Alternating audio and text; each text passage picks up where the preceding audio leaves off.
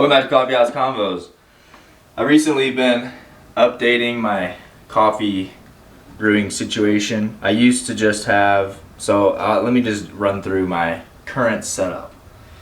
I have this grinder that I got as a gift, and it's just one of the manual grinders. It's really smooth, really nice bearings there, and it has a place where your grounds go, and you can also adjust the grind size on the bottom here, which I need to clean it. But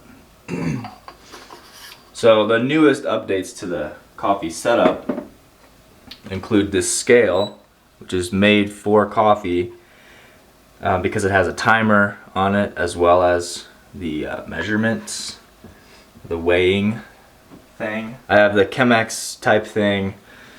This is Bodum. You can probably get these on Amazon pretty cheap. And just the regular paper filter in there inside the metal grate stuff. So what I used to do before the scale was just kind of go by time. I would just count how long. I would watch a YouTube video, and the one I've been watching to learn about the proper brew is from Mirror Coffee Roasters. I'll leave a link in the description. This guy makes a bunch of videos for how to make the perfect cup of coffee and more. So that's how I've been learning how to do this stuff. Before I had the scale, I would just count, I would just time how long he would pour it, and then I would just try to copy it. And I would make some pretty good cups of coffee, but I wanted to step it up a little bit. So I got this scale, which was pretty cheap on at Walmart, and it'll help a lot. Now I can really dial in the amount of coffee and the amount of water, which is ideal for a perfect cup of coffee. Also for my coffee, for the pouring thing, we have this kettle here that has a temperature gauge on the top, which tells you the temperature. But basically you want to bring your coffee to boil, and the first thing you'll do is you'll preheat the filter to get all of the paper taste out. And these brown filters are pretty strong. Like whenever you pour the water in, you can definitely smell the paper that is coming out of it. So let that drain out, and that'll give us a good little bed for our coffee.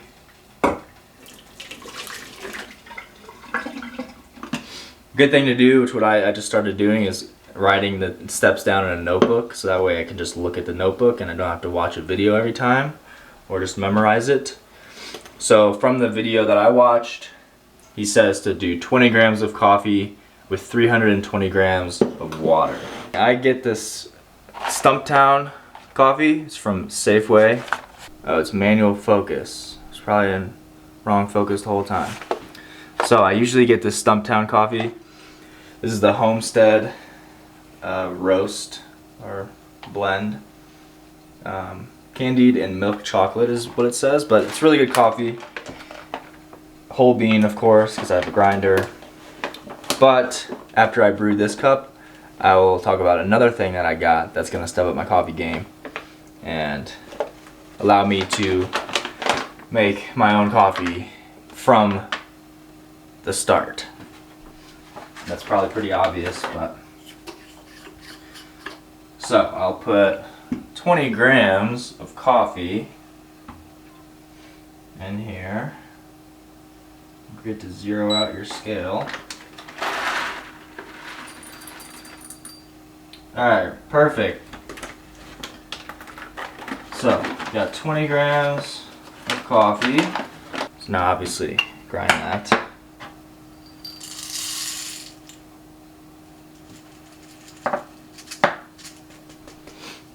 So I guess before I was doing, and I spritz my coffee so that whenever I grind it, the friction doesn't make it stick to the grinder. So I think before I was putting a little bit more coffee than I needed because I would just fill it up to the top of my grinder. And this is a little bit less than that.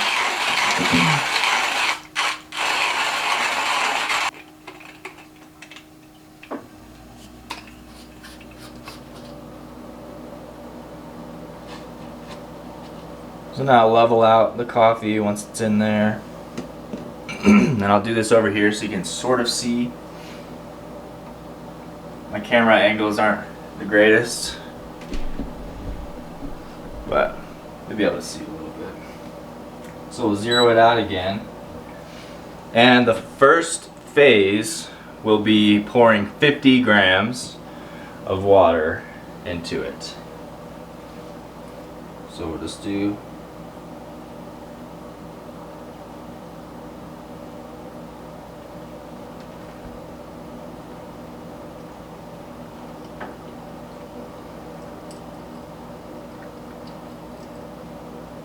$50 grams and then wait 30 seconds.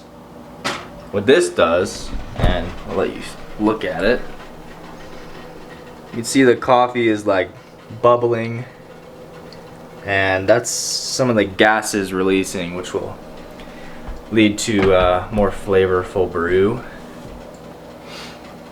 There's a lot of different science and chemistry about coffee making that is, I was just getting the very tip of the iceberg. So let that sit about 30 seconds, which I didn't even set my timer, but we'll just guesstimate 30 seconds. And then the second phase will be pouring up to 200 grams. So we're already at 50. It's been about 30 seconds, I think. So we'll do up to 200, right? Little notebook, pour up to 200 grams. Slow swirl. Right, 100, 120, 140, 150.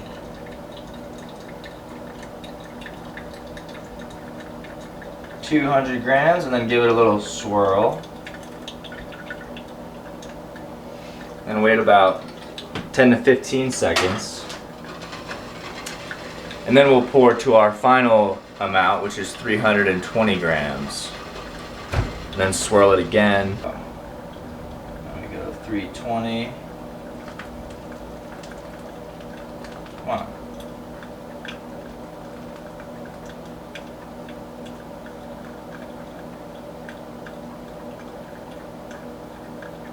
$315, $320. All right. Then we'll give it a little swirl again. And it should brew for about 3 minutes and 15 seconds. And the video I watched said that if it's too fast, you want to increase, or no, you want to make your grind size smaller so that the water flows through slower. And if it does it too slow, you want to make your grind size bigger. And the timing and the size of the grind affects the bitterness and the how acidic it is. So it really is, you know, some people just pour in however much and don't really pay attention. They just pour in the water and drink the coffee. And it probably makes a decent cup, but if you really get down to the details, you're going to get the best, fullest cup of coffee for the flavor, as far as flavor, I mean.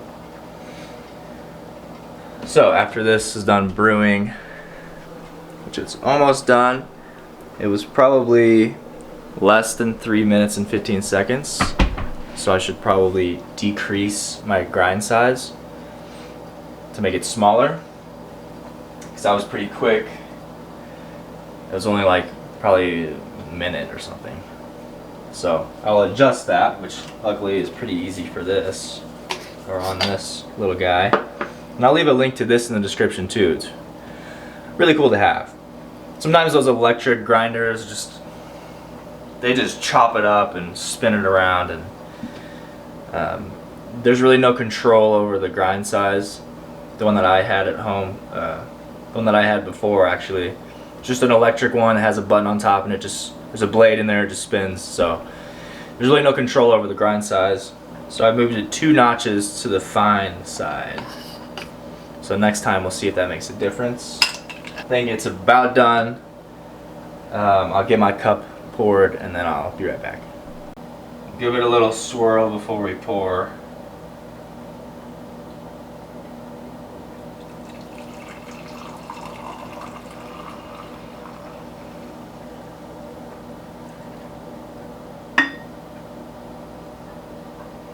And there's one nearly perfect cup of coffee.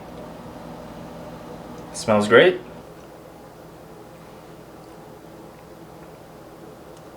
It's good. It really does make a difference when you follow the correct amounts and you don't just kind of guess. Especially in the sense that, you know, sometimes you'll put a little bit more water, sometimes you'll put a little bit more coffee. It's really hard to get a really good brew and do it over and over if you're not following specific weights or even times. Because, you know, sometimes I'll brew a cup just whenever I was just going off time and just kind of guessing, and it'll be really, really good. And then the next day I'll brew it again and it won't be as good. And it's hard to tell what you did different. But when you have a system like that, you know that every time you brew your coffee, it's gonna taste the same and it's gonna taste the best it can. So the next really cool thing I got to up my coffee game is this here is a manual coffee roaster. And I think I saw somebody on Instagram using this and I was like, I need this. So this is it. It looks like a pipe of some sort. You can roast your very own coffee at home with this thing right here. So I got this from u-roast-m.com. You can see it here. I will absolutely leave a link in the description. This website sells green coffee beans. So I got the green coffee beans from u-roast-m.com, and this is how you can brew your own coffee. Instead of buying coffee from the store that's already brewed, or not brewed, roasted. So instead of buying coffee that's already roasted from the store, which you don't know how old it is, because apparently what I've seen in the past recently is that whole bean coffee really only stays fresh for about 3 weeks. And when you're at the store, you're getting coffee, you really don't know how long that's been on the shelf. So let me back up a little bit. Coffee is interesting, and I learned this whenever I was getting more into making my own coffee. After your coffee is roasted, it needs to degas for, some people say, at least 10 days. But other people say 2 to 6 days. But I've seen on some Reddit forum that the best time for a full flavor is 10 days after roasting. And basically degassing, if you always see on the coffee bags at the store this little vent at the back. I always thought it was just so you could smell the coffee, but really it's so the coffee, after it's been roasted, can gas, it can degas. It releases carbon dioxide after it's roasted. So all those coffee beans in the store, they have that vent there so that gas can release from the coffee. So ideally, your coffee hasn't been sitting on the shelf for more than 3 weeks whenever you get it from the store, but you don't really know. And the way to know for sure is to roast your own coffee. This way, you know, you roast it yourself. So when you're done roasting it, you put it in a jar, like a mason jar, with a vented lid or just a paper towel over the top, and you let it degas for, I'm gonna do 6 days on my first one. Again, I got this from u-roast-m.com, They didn't send this to me or anything. I was just looking for this roaster right here. You can see on the back. It's a ceramic roaster made in Korea. They had these on Amazon. They're like $30-something, but on yourostem.com they have bundles of coffee and the roaster. So I got 2 pounds of coffee. One of them is from Tunisia and the other is from Costa Rica. And then, to my surprise, they were doing a 6th anniversary gift, so they threw in an extra ½ pound of green coffee. And this is from Costa Rica. They're all 100% Arabica, specialty grade Arabica. Citrus, milk chocolate, toasted nuts, and a hint of maple syrup with a balanced cup.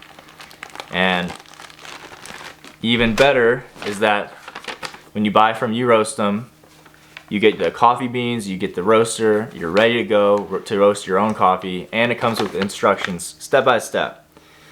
It tells you exactly how to do it. Really, it's super simple. I did it camping this past weekend, and the hardest part is just keeping it like this for 10 minutes straight.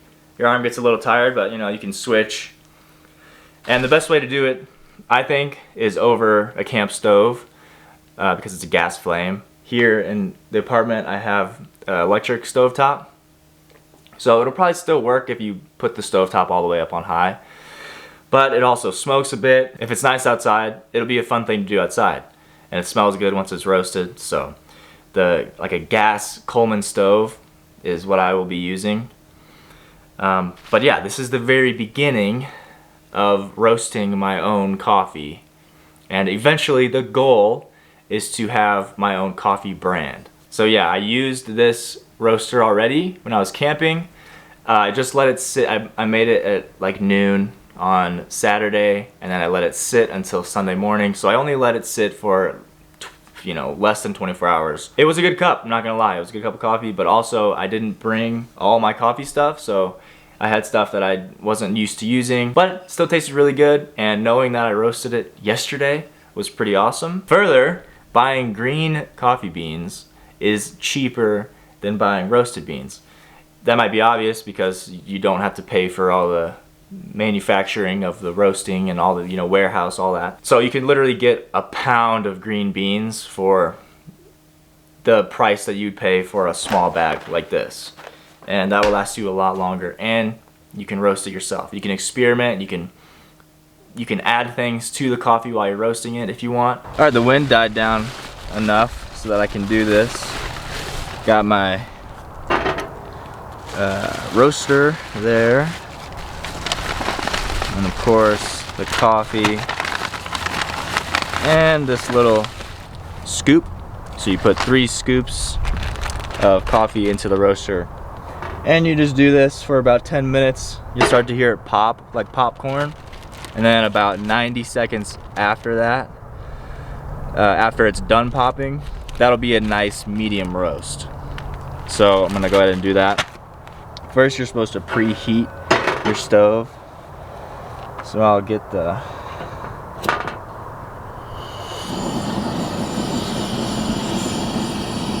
it going a little bit.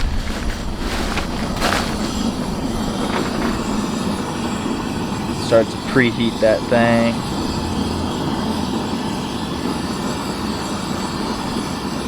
Then after it's heated up for a couple minutes, just add my 3 scoops, and keep on stirring it, and about 9 minutes, 10 minutes later, I'll have a nice medium roast. Okay, I got the beans in there, and now it's just stirring the whole time.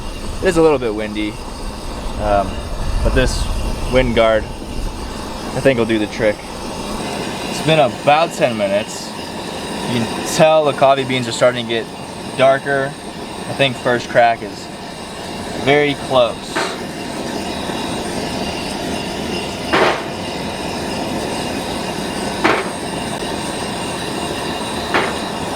Starting to smoke a bit.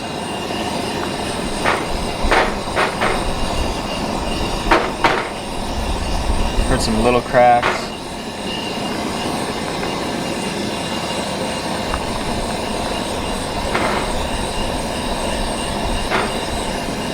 Basically, the cracking is whenever the shell is separating. There it is.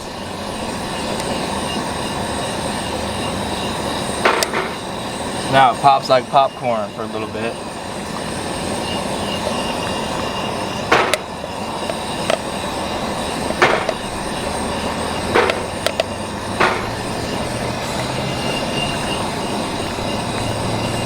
Gloves would be a good idea. That flame, when the wind hits it, can just turn right on you.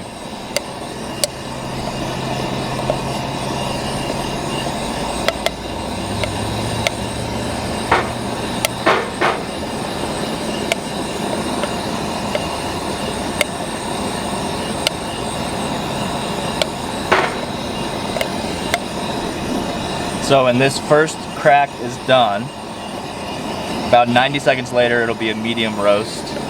And whenever it starts cracking, you can really start to see it get darker and darker. It happens really quick. So in about a minute I'll take it off. First crack is done. You can see it getting darker. I think that might have been the very start of second crack, which is the darker roast. So now.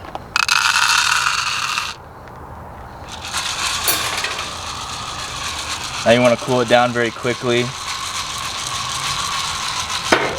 so that stuff that you might have seen fly off of it, this stuff, it's called the chuff. It's like part of the skin that is flaky once it gets roasted. So you kind of want to try to get that out without spilling all your beans. Some sort of colander would be ideal. But I forgot to bring something to do this with, so I used this cup. And now you have perfectly roasted beans, freshly made by yourself. You know exactly when it was roasted. You know exactly how it was roasted. Fun fact, a lighter roast has more caffeine, a darker roast has less. People think it's opposite just because dark sounds like more, but when you burn it longer, you burn the caffeine out. So a lighter roast has more caffeine. Medium roast is right in between. That's what I usually go for. So you see the difference between the bean color. So let's see, let's get some better lighting.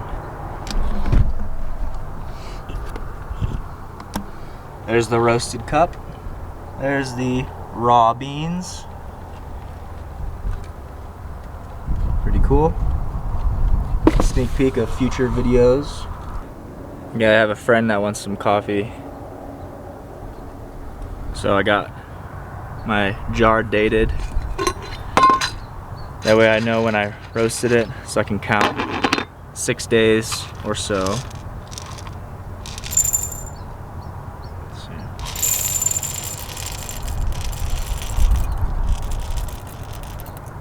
So you can see there's some part of the skin. I know the lighting's bad, but now I have this in the jar. Now I'm gonna go back, get my scale, and do another batch because I want a certain amount in here, and I forgot my scale, and I also forgot tools to do future videos, so I'm gonna go back and get those. But yeah, that's how you roast your own coffee and brew a perfect cup. Thanks for watching. Check in later. Peace.